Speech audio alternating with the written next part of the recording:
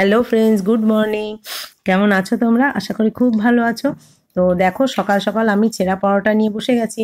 তো কারণ আমি কদিন ধরে দেখতে পাচ্ছ সব ঘরগুলো পরিষ্কার করছি, কেননা সামনেই পয়লা বৈশাখ। তো ইচ্ছে করছিল না আজকে টিফিন করতে, তো ওই জন্য ভাবলাম যে একটু ছেঁড়া পরোটা কিনে নিয়ে আসি। তো ছেলে কিনে নিয়ে এসছে, তো সেটাই আজকে ব্রেকফাস্ট হয়েছে। তারপরে দেখো এখানে পেঁয়াজ দিয়ে বেগুন বটি করছি, সেই ইয়ে দিয়ে, মানে গন্ধলেবু পাতা দিয়ে, খুব ভালো লাগে। তো সেটাই করে নিয়ে আমি ভাত খাচ্ছি। আমি অল্প কটা ভাত করেছি আমার জন্য, আমি অতটা পরোটা পছন্দ করি না, ছেঁড়া পরোটা। তো চলো আমি ভাতটা আগে খেয়ে নিই।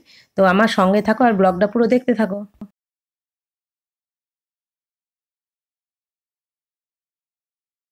তো দেখো পাশে আমি মটর ডালে বড়া ভাজছি। তো আজকে দুপুরবেলা যে রেসিপিটা করব সেটা হচ্ছে পটল আলু দিয়ে, যেহেতু নিরামিষ, পটল আলু দিয়ে মটর ডালে বড়া দিয়ে একটা ঝোল ঝোল মতো করবো। আর এখানে হচ্ছে সজনে ডাঁটা আলু কেটে নিয়েছি, দেখতে পাচ্ছ।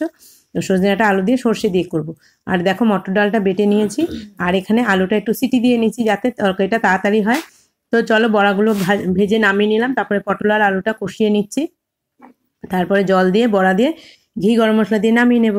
তো চলো দেখতে থাকো। তো দেখো জল দিয়ে দিয়েছি একটু কষানোর জন্যে, তারপরে একদম ফাইনাল জল দেবো কষানো হয়ে যাওয়ার পর।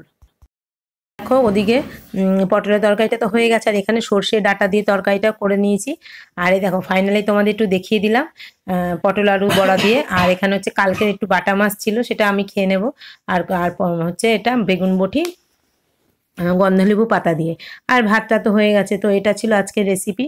তো চলো কড়াইতে আমি তরকারিটা নামিয়ে নিচ্ছি, সর্ষে বাটা যে আলু দিয়ে তরকারিটা চচ্চড়িটা বসিয়েছিলাম, তো সেটা নামিয়ে নিচ্ছি। আর বেসিনে যত যাবতীয় হাবিজাবি নোংরা আছে ডাস্টবিনে আমি ফেলতে যাচ্ছি, তার সঙ্গে বাসনগুলো বের করে নিলাম। তো চলো ডাটাটা নামিয়ে নিই, তারপর আমি এখানে ভাতটা তো আগেই নামিয়ে নিয়েছি, তারপরে রান্নাঘরটা ক্লিন করে নেব।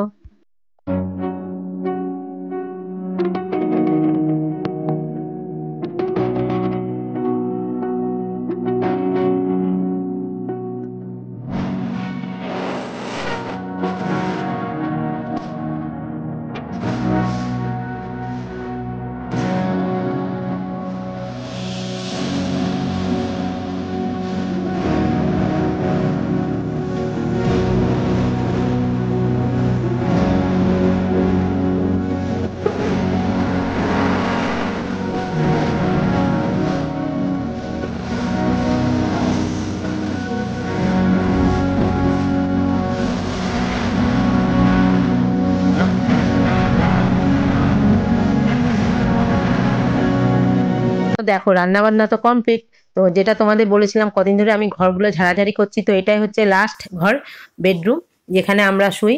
তো সেই ঘরটাই ঝাড়াঝাড়ি চলছে। তো দেখো এখন মোটামুটি বাজে বেলা 1:30 থেকে 1:45 হবে।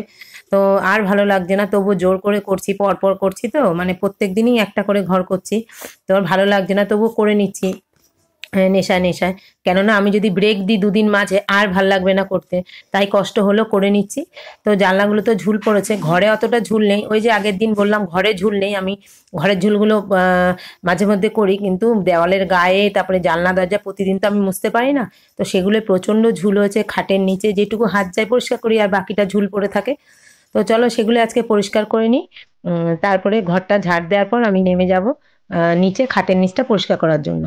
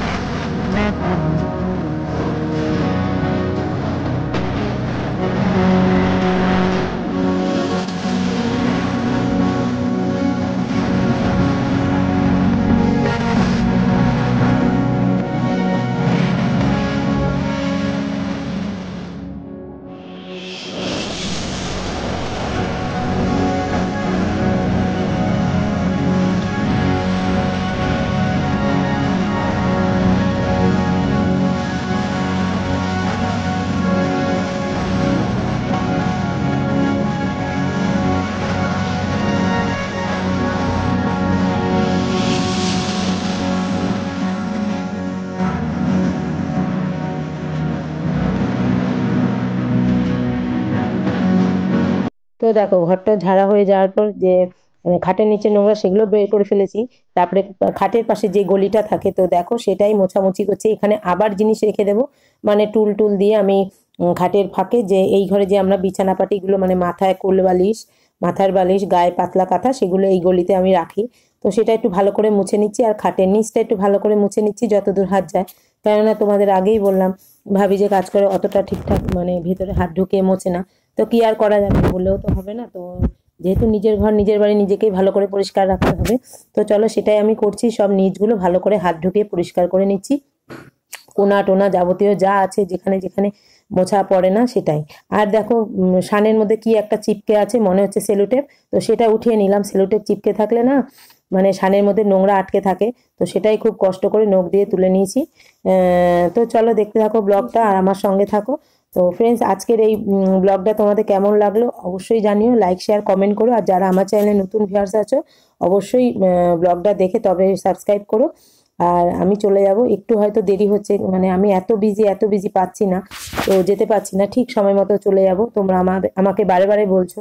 তো চলো তারপরে চলে আসলাম আমি বারান্দায়। বইয়ের র্যাকটা মানে বইয়ের র্যাকটা আমার বেডরুমে খাটের ঘরে ছিল, কিন্তু আমি মানে ঘাড় ঘুরাতে পারছিলাম না, খুব হিঞ্জি লাগছিল ঘরটা।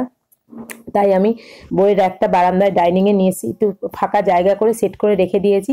আর যেই বই খাতাগুলো বাতিল করার দরকার সেগুলো একটু বেছে বেছে সাইড করে নিচ্ছি, আর যেগুলো রাখার দরকার আবার মুছে টুছে রেখে দিচ্ছি। মেয়ের আর ছেলের বই, আর ছেলের বই র্যাকে শুধু ধরে না, কেননা মেয়ের বইও আছে। ছেলের বই কিছুটা রেখেছি, কিছুটা টাঙ্কের উপর রেখেছি। তো চলো এইভাবেই আমি গুছিয়ে টুছিয়ে ডাইনিংটা এমনি ঝাড় দিয়ে নিচ্ছি, ডাইনিংটা আর মুছিনি। তো চলো বাই, দেখতে থাকো। আজকের মতো টাটা, আবার অন্য একদিন আসবো অন্য একটা ব্লগের সাথে।